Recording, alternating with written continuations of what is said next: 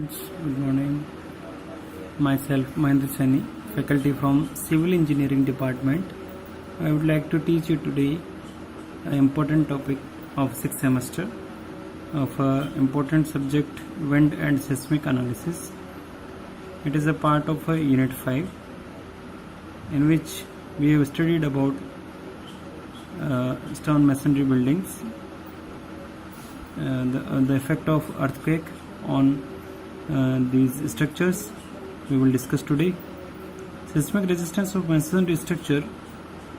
There are two types of construction: box type construction. In the box type construction, shear resistance is provided by membrane action of walls. Okay, as you will see able to see in this diagram, out of plane wall response, energy path is shown by arrow, and diaphragm in plane wall response. Okay, and diaphragms. Four major deficiencies are there. By this we can say that it is not a seismic resistant structure. In plane shear strength and stiffness, especially of perforated walls. Okay, so this is deficiency. Diaphragm shear capacity and ability to transfer forces, especially flexible roofing system. Okay,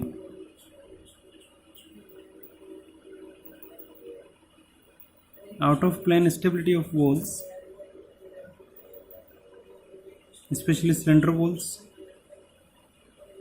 for example gable walls.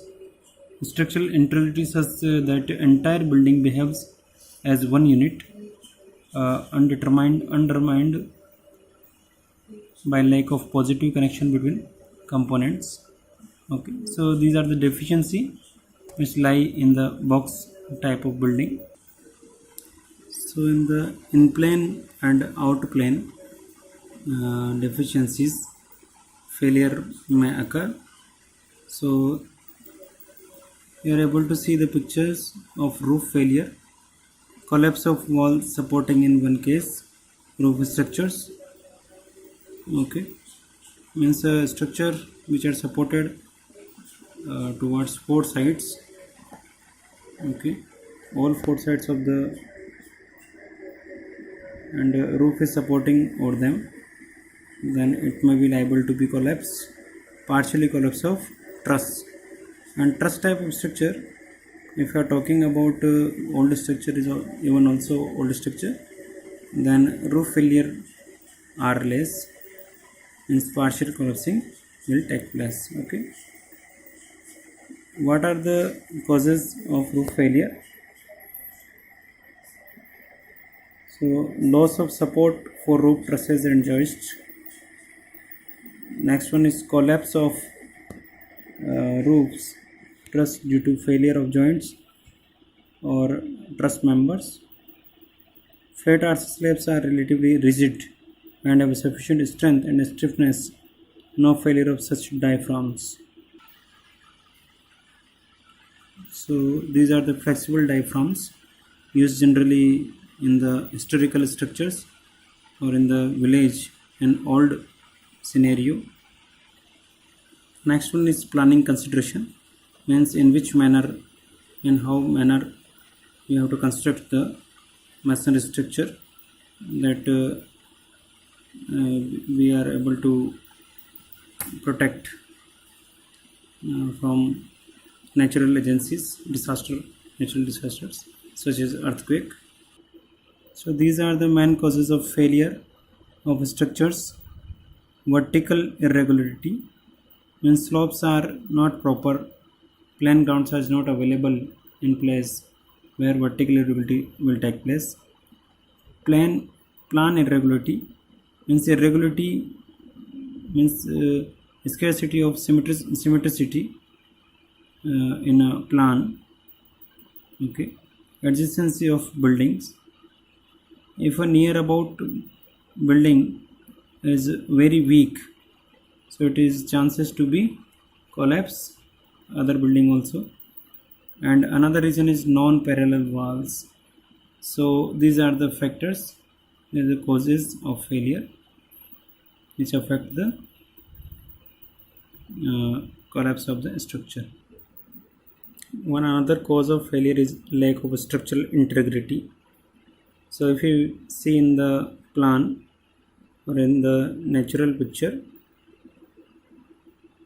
gable to roof, truss of wall, roof of wall, floor of wall, periphery walls to be cross wall or return walls, okay, periphery walls at corners. So lack of proper connections capable of withstanding compression and tension forces between various building components.